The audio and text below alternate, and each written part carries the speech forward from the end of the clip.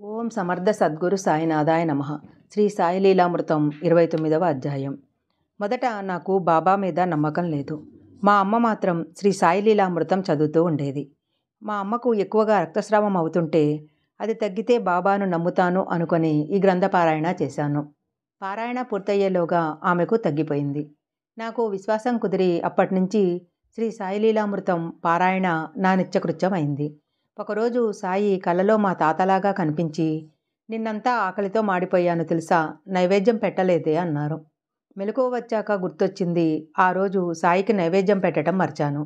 మూడవ రోజు హారతి పాడకుండానే నిద్రపోయాను. నాటి రాత్రి సాయి కలలో కనిపించి, అన్నీ మర్చిపోతావేం, ఆరతి పాడటం మానేశావే అని మందలించారు.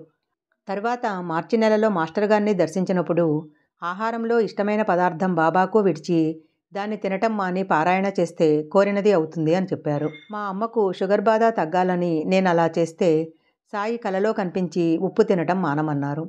మరలా జూలైలో కనిపించి ఆ నియమం మానివేసి శ్రీ సాయి లీలామృతం 7 సార్లు పారాయణ చేయమన్నారు.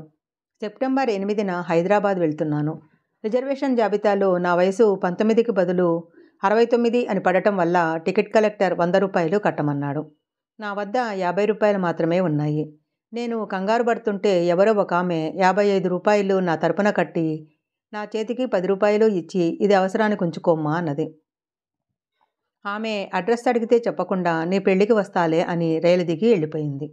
నా అడ్రస్ అడిగితే చెప్పకుండానే ఆమె నా పెళ్లికి రావాలంటే బాబాయే అయి ఉండాలని తర్వాత తోచింది. సెప్టెంబర్ 10న షిరిడీలో ఉదయం 4 గంటలకు మెలకువ వచ్చేసరికి విపరీతమైన జలుబు దగ్గు వచ్చి లేవలేకపోయాను. గురువారం నాడు షిరిడీ క్షేత్రంలో శ్రీ సాయి లీలామృతం శ్రీ గురుచరిత్ర పారాయణ చేయలేకపోతున్నందుకు ఏడుస్తూ పడుకున్నాను. నిద్రపట్టి మరలా 6 గంటలకు లేచేసరికి నాకు ఏ బాధ లేదు. సంతోషంగా పారాయణ చేసుకున్నాను. జేఆర్ కృష్ణవేణి పాడేరు నుంచి ఇలా తెలియజేస్తున్నారు. నాకు చిన్నప్పటి నుంచి దేవీ పూజలు చేయటమే అలవాటు, కానీ బాబా సంగతి తెలియదు. ఇటీవల మేము షిరిడీ వెళ్ళాము. నేను సాయిని బాలగా సాక్షాత్కారం కావాలని కోరాను. నాటి సాయంకాలం భజనకు ముందు బాబా అలా దర్శనమిచ్చారు. అయినా నాకు బాలా సాయి ఒక్కరేనా అనే సందేహం వచ్చింది. ఇంతలో ఎవరో ఒక ముసలాయన వచ్చి, ద్వారకామాయి అంటే ఏమనుకున్నావు, మాయి అంటే అమ్మ అని అర్థము. సాయి, గాయత్రి, బాల అందరూ ఒకటే, ఇది కూడా శక్తిపీఠమే అన్నారు.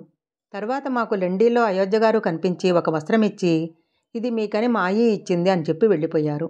తర్వాత మాస్టర్ గారిని కలిసినప్పుడు ఆయన ధ్యానం చేసేటప్పుడు ఆ వస్త్రం కప్పుకుంటే ఏకాగ్రత కుదురుతుంది అని చెప్పారు. నాకు 70 సంవత్సరాల మా అమ్మకు కూడా ఇలాంటి ఫలితం కనిపిస్తున్నది. తర్వాత కొంతకాలానికి నేను కోరుకున్నట్లు బదిలీ అయ్యింది, కానీ రిలీవర్ ఎవరూ దొరకలేదు. బాధగా సాయిని ప్రార్థిస్తే నాటి రాత్రి కలలో ఎవరో కానీ 3 సార్లు గురుచరిత్ర పారాయణ చెయ్యి అని చెప్పారు. సరిగా ఆ పారాయణ పూర్తయ్యేసరికి రిలీవర్ రావడము, నేను రిలీవ్ అవ్వడము జరిగింది. జె. విశ్వేశ్వరరావు పాడేరు నుంచి ఇలా తెలియజేస్తున్నారు.